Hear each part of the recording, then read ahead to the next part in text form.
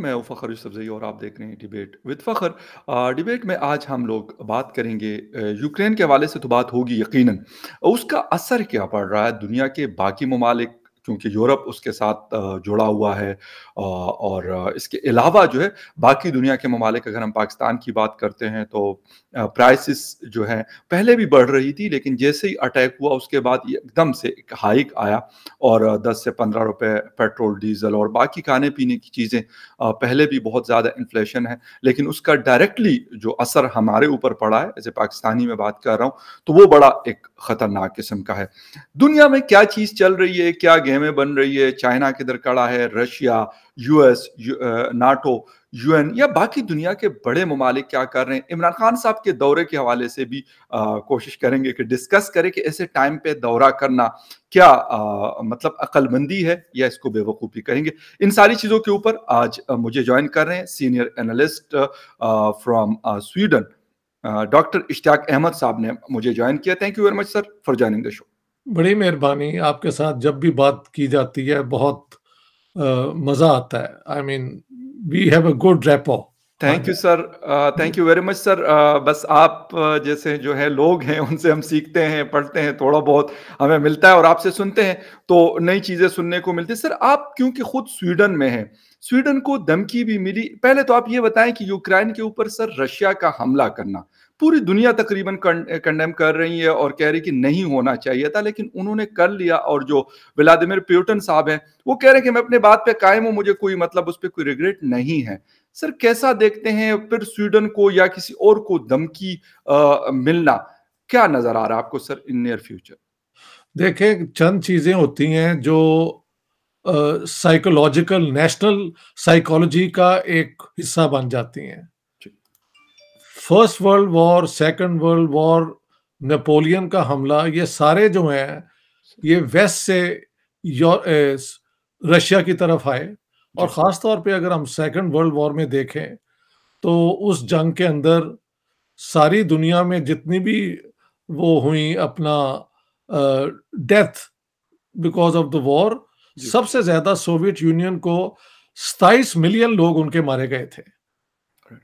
तो यूक्रेन की और रशिया की हिस्ट्री 1000 साल पुरानी मिल के ही है। हाँ जी। और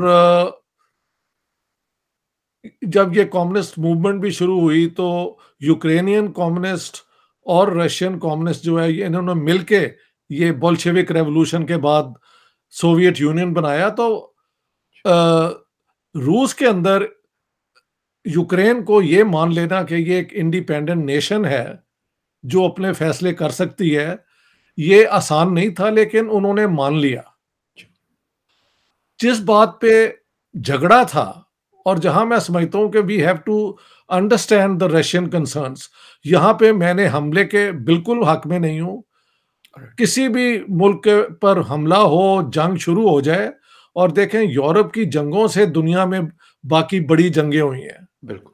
आज तक हम ये सुनते रहे हैं इस्लामिक एक्सट्रीमिज्म, ये वो, लेकिन दोनों वर्ल्ड वॉर्स की बुनियाद ये यूरोप की जंगें ही हैं। बल्कि जो फर्स्ट वर्ल्ड वॉर है वो तो यहाँ पे इसी इलाके में ही बाल्कन में शुरू हुई थी। ऑस्ट्रो हंगेरियन एम्पायर के जो थे क्राउन प्रिंस को मार दिया गया था। सेकेंड वर्ल्ड वॉर भी जब पहले चेकोस्लोवेकिया पे हमला हुआ, फिर पोलैंड पे हुआ, तो उससे ये प्रोसेस शुरू हो गया। अब फिर इसी इलाके में एक बड़ी जंग का डर है। मैं समझता हूं कि पुतिन ने जो वार्निंग्स दी थी कि नेटो एक्सटेंशन जो है उसके अंदर यूक्रेन हिस्सा मत ले, I would say was a genuine concern. ये कहना पॉपुलर नहीं है, लेकिन ये यूं समझ आती है कि मैंने कहीं सुना है कि यूक्रेन से Moscow is only 300 kilometres away. तो अगर नेटो का वो मेंबर बन जाता है और वहां पे डिप्लॉय हो जाती हैं नेटो फोर्सेस, उनकी यू नो ये क्या कहते हैं आर्मामेंट और ये और वो, तो the sense of insecurity Soviet union sorry Russia की बहुत ज्यादा एक्सेंचुएट हो जाती है। क्या हुआ क्या था देखें, आप भी जानते हैं 2000 14 में जो वहां पे हुकूमत थी वो प्रो रशिया थी, जिसको यस सर। खत्म करके एक और हुकूमत लाई।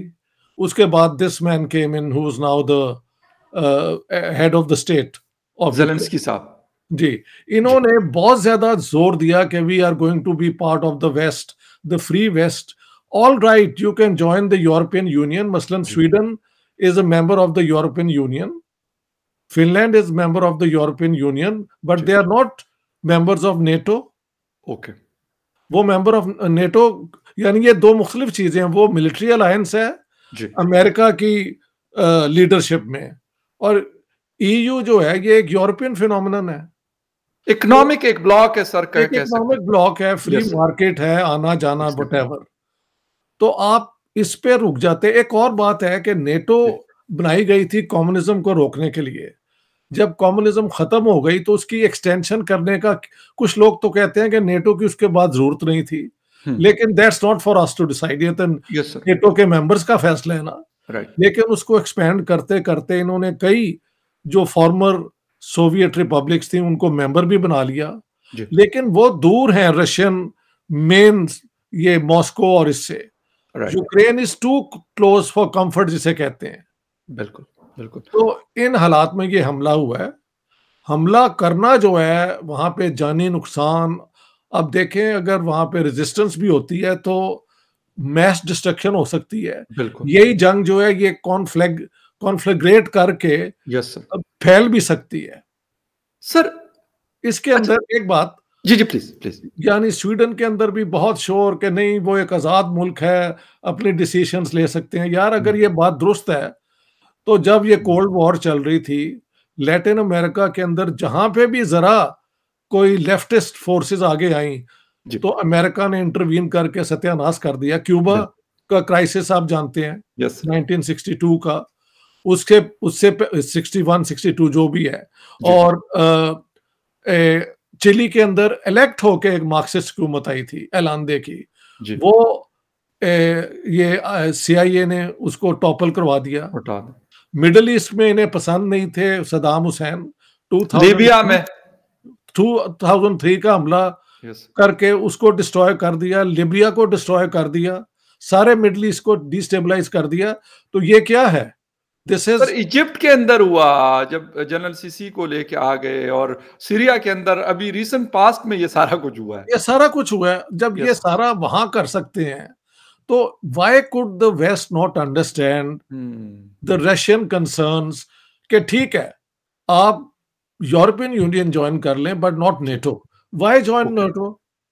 व्हाई? एग्ज़ैक्टली। तो ये प्रोवोकेशन थी। शायद कुछ लोगों ने ये करवाई है ताकि वो चाहते हैं कि इस इलाके में फिर जंग का माहौल हो, वॉर इंडस्ट्री राइट, की जो आर्मामेंट्स हैं वो बिकें। बिल्कुल। ये इस तरह भी बहुत होता है सर ये जिसका। वाला पॉइंट आपका सर बड़ा वैलिड है, और ये बिल्कुल आपने जो बात की है ये बहुत वैलिड इसलिए क्योंकि आजकल सर वेपन की जो मार्केट है शायद सबसे बड़ी मार्केट उस चीज की है। बेशक हम गोल्ड की बात करते हैं, हम ऑयल की बात करते हैं, जी, जी। हम बाकी चीजों की बात करते हैं। सर इस वक्त सुना ये मतलब सुनने पाकिस्तान की मैं बात करूं, पाकिस्तान में ये बहुत सारे हल्के कह रहे हैं कि फायदा अमेरिका को जा रहा है, और अमेरिका ही मतलब इसको वहीं से सारा कुछ डील कर रहा है। पहले उन्होंने कहा जी हम नाटो में शामिल करेंगे, ये करेंगे, वो करेंगे। आज वहां पे बैठ के दूर से बस बयानात दाग रहे हैं, और बेचारे जो यूक्रेनियन है, आम लोग, अभी तक 200 से 300 लोगों की जिंदगियां गई हैं, तो कह रहे हैं कि वो वहां से इसको सारा कुछ करे। तो सर ये मतलब यूक्रेन को समझ नहीं लगी। रशिया तो चले उनका एक अपोनेंट है, ये तो आप हमें पता है, रशिया जी, और जी। अमेरिका एक दूसरे के खिलाफ है। तो क्या मतलब यूक्रेन नहीं समझाता कि अमेरिका इस तरह की गेम खेलता है दुनिया में? यही तो एक पुतिन का और बाकियों का है कि ये कौन लोग हैं जो जी, इस इन हालात को, इस हिस्ट्री को, इस रीसेंट पास्ट का जो वो घमसान की जंगें हुई हैं, जी, उनको इनको याद नहीं है कि इस इलाके में दोबारा इस किस्म की कॉन्फ्रंटेशन नहीं होनी चाहिए। जी, और जब मैंने कहा देखें, you can join the European Union, exact, fine, that's, आप एक गरीब मुल्क हैं, you want to grow out of that, fine. बिल्कुल। Why bring NATO into next door to हाँ, Russia? There Russia. is no logical reason for that except कि कुछ लोग इस इनसिक्योरिटी को इस्तेमाल करना चाहते हैं। अब क्या वाकई अमेरिका में बैठ के वो जो है उनकी मिलिट्री इंडस्ट्रियल कॉम्प्लेक्स ये करवा रहा है, ये कंस्पिरेसी थ्योरीज है, लेकिन इसमें हकीकत भी तो है ना। देखे, मैंने सिप्री जो है, जो स्टॉकहोम जी, जी, इंटरनेशनल बिल्कुल, पीस रिसर्च बिल्कुल। इंस्टीट्यूट, उनकी ईयरली मैंने वो रिपोर्ट पढ़ी थी कि who are the main exporters of armament, हुँ, तो वो यूनाइटेड स्टेट्स ऑफ अमेरिका है। बिल्कुल। रशिया का उसमें शेयर तो सिर्फ 4% है।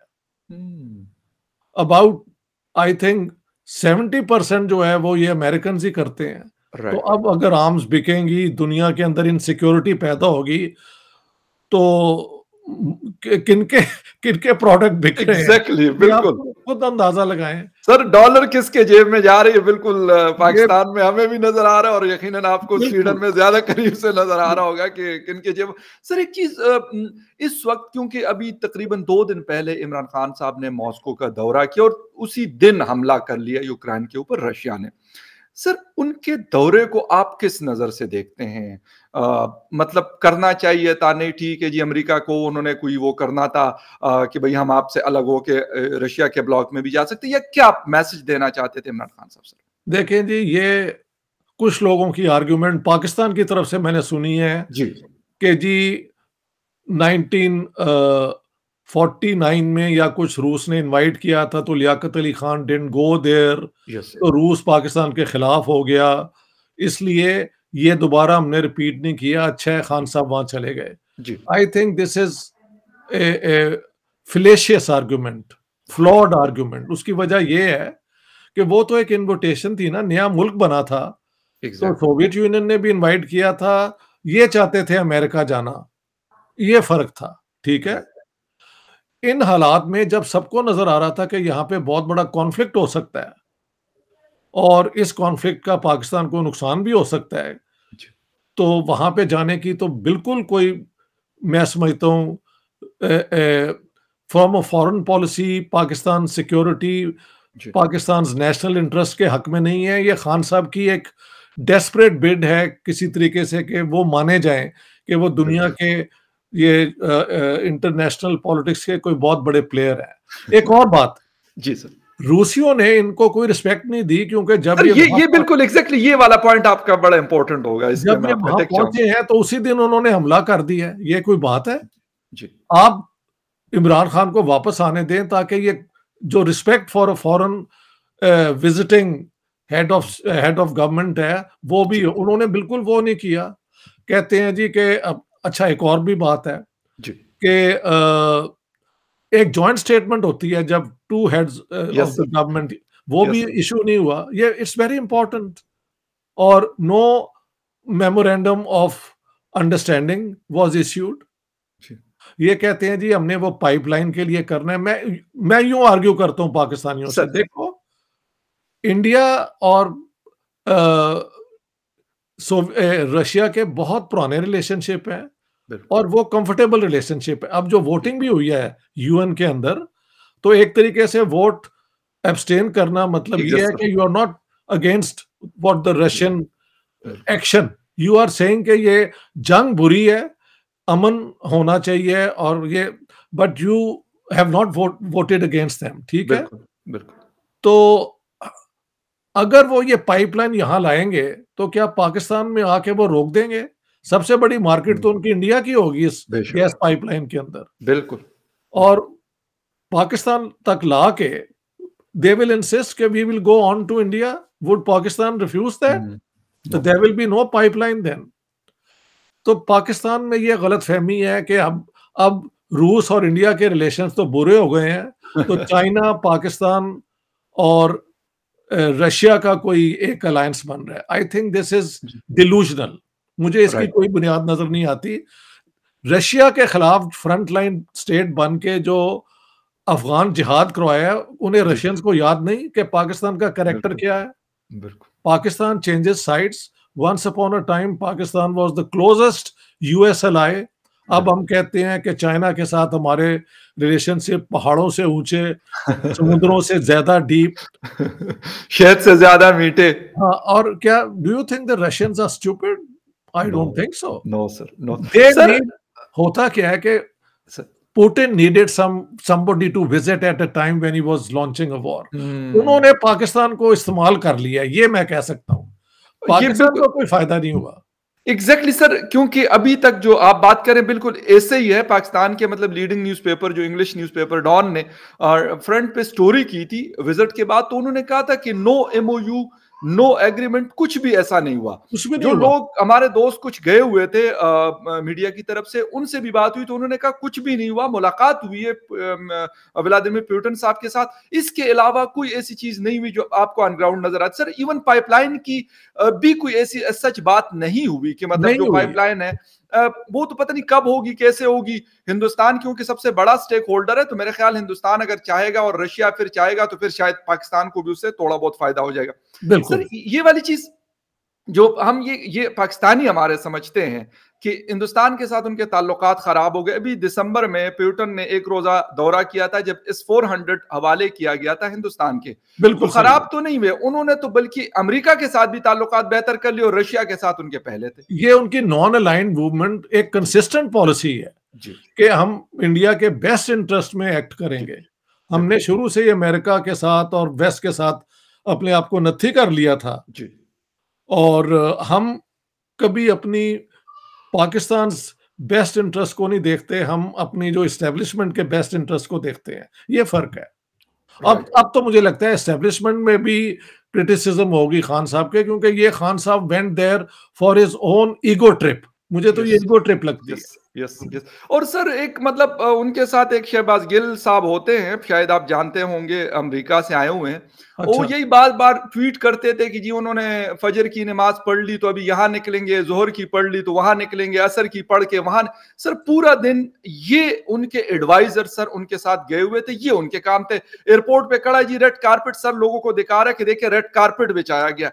सर मुझे ये बताएं कि मतलब आप खुद रहते हैं बड़े मतलब टॉप के कंट्रीज में आता है स्वीडन, जी। दुनिया आप फिरे होंगे। सर ऐसा कहीं पे होता है कि रेड कारपेट दिखाया जाता है कि इमरान खान के लिए या किसी हेड ऑफ द स्टेट के लिए देखे रेड कारपेट बिछाया गया? ये तो एक ये नॉर्मल सी चीज है दिस सर। Is embarrassing.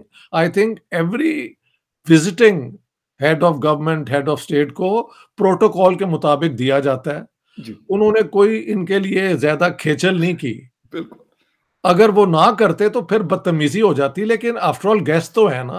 जी बिल्कुल। लेकिन वहां पे इन्होंने किया क्या है, एक तो 5 वक्त की नमाजें पढ़ी हैं, फिर वहां की जो मस्जिद के जाके मुफ्ती को मिल ली है, और इस्लामोफोबिया की जो इनकी फिक्सेशन है ना, ऑब्सेशन है, उस पे कोई बात अ, पुतिन से की है। हालांकि पुतिन ने चेचनिया के अंदर मिलिट्री एक्शन किया, सीरिया के अंदर किया, यस और जिसके विक्टिम बेतहाशा हजारों मुसलमान हुए हैं। बिल्कुल। पुतिन ने ये एक्शन करने से पहले, Putin is no longer a communist, but he is a Russian nationalist. Right. और रशियन नेशनलिस्ट का मतलब है कि ऑर्थोडॉक्स चर्च की ब्लेसिंग से ये एक्टिविटी होती है। ओके। राइट। तो खान साहब को कौन लोग एडवाइस करते हैं, या एडवाइस किसी की ये सुनते ही नहीं। He went there at a very wrong time. और देखे, उसकी एकदम इंडिकेशन भी तो आ गई है ना। जी 55 जी मिलियन यूएस डॉलर्स की पेनल्टी लग गई है पाकिस्तान नेशनल बैंक को। इससे ज्यादा अमेरिका से डिसअप्रूवल जो है और क्या हो सकती है। तो सर आपने नेट अमेरिका को। प्राइस हाँ जी। सर नेट प्राइस ने बाकायदा स्टेटमेंट दी जिस दिन इमरान खान साहब वहां गए थे, अच्छा। तो उनकी एक स्टेटमेंट आ गई थी नेट प्राइस की, और वो मीडिया टॉक कर रहे थे। वो कह रहे थे हाँ बिल्कुल पाकिस्तान के साथ हमारी दोस्ती थी, है और शायद रहेगी, बट ये वाली चीज मतलब रशिया के हवाले से उन्होंने कहा और फिर यूक्रेन के हवाले से कहा कि हमने कहा है कि जिम्मेदाराना स्टेट का किरदार अदा करना चाहिए पाकिस्तान को भी। तो ये नेट प्राइस ने मतलब एक बड़ा क्लियर मैसेज दे दिया, और वो अपनी तरफ से तो दे नहीं रहे थे, यकीनन जो बाइडेन इंतजामिया की तरफ से था। सर यहाँ पे आखिर में सिर्फ चाइना का पूछूंगा, इस वक्त चाइना का रोल यूक्रेन के हवाले से भी, पाकिस्तान और हिंदुस्तान के हवाले से क्या नजर आ रहा है आपको? देखिए, चाइना का अपना कॉन्फ्लिक्ट जो है यूनाइटेड स्टेट्स से, वो डेवलप हो रहा है। एक तो ताइवान का इशू है। जी हाँ जी। और फिर ये क्वाड जो बना है उसके तो चाइना की अब कोशिश है कि रूस के साथ मिलके ये दो पावर जब एक हो जाती हैं, तो एक बैलेंस ऑफ पावर में कहीं ना कहीं एक बैलेंस तो आ ही जाता है ना। इतनी जी बड़ी दो जी स्टेट्स जो हैं, उसके उसके अंदर पाकिस्तान जो है वो एक साइड किक का रोल अगर प्ले करे, तो what is wrong with that. China right China ने पाकिस्तान को कुछ लोग कहते हैं एनकरेज भी ये विजिट के अंदर किया है, because China doesn't may be trust Pakistan and they want Pakistan to be committed on their side. ये भी हो सकता है राइट कि दे वांट के पाकिस्तान जो कभी इधर होता है कभी उधर होता है, हाँ जी, इसको पक्का कर लिया जाए अपनी साइड पे, और पाकिस्तान को फिर अपने इंटरेस्ट के अंदर, जैसे वो इंडिया को कन्फ्रंट करना चाहते हैं, उनकी एक लॉन्ग रेंज पॉलिसी तो है, उसके जी लिए इस्तेमाल करें। राइट राइट राइट ठीक है सर। और सर एक छोटा सा आखिर में खत्म करूंगा क्योंकि आखिरी सवाल मैंने आपसे कहा था क्या किया, लेकिन सर जिस तरीके से यूक्रेन के ऊपर रशिया ने हमला किया, जी। कल को चाइना के पास भी एक लाइसेंस आ जाएगा, चाइना कहेगा "हाँ, यहाँ रशिया को किसी ने क्या कौन क्या बिगाड़ लिया, क्या हमारा बिगाड़ लेगा"। तो सर इज इट पॉसिबल कि वो ताइवान को इस तरह का कोई थ्रेट कर सकते हैं? मेरे ख्याल से नहीं, ओके क्योंकि वजह ये है कि अमेरिका को भी तो अपनी प्रूव करनी है ना क्रीडेंशियल ताकत। We are the super power number one of the world. Yes sir. एक एक्ट तो उन्होंने शायद वो क्या कहते हैं हजम कर लिया है, जी वो भी ये सोच के कि यूरोप के अंदर वो इस चीज को कंटेन कर लेंगे किसी ना किसी तरीके से। राइट अगर वहां पे चाइना इतनी ब्लेटेंटली जाके तो अटैक करता है या इन्वेड करता है और अमेरिका वहां पे भी चुप रहता है, then America is defeated, it's no longer super power one. I right don't think the Americans would let that happen. Okay okay sir. मेरी अपनी मतलब असेसमेंट है। नहीं, बिल्कुल सर, हाँ, बिल्कुल आपकी नज़र रहती है और इसीलिए आपका पॉइंट ऑफ व्यू जानना चाह रहा था क्योंकि आप करीब से देखते हैं इन जी, चीज़ों को, तो इसीलिए बिल्कुल सही है sir. Thank you very much कि आपने शो को जॉइन किया and thank you very much viewers for watching debate with Fakhar Yousafzai. किसी और डिबेट में फिर मिलेंगे। टेक केयर एंड फिर मिलेंगे। बड़ी मेहरबानी, शुक्रिया थैंक जी। You take sir. केयर।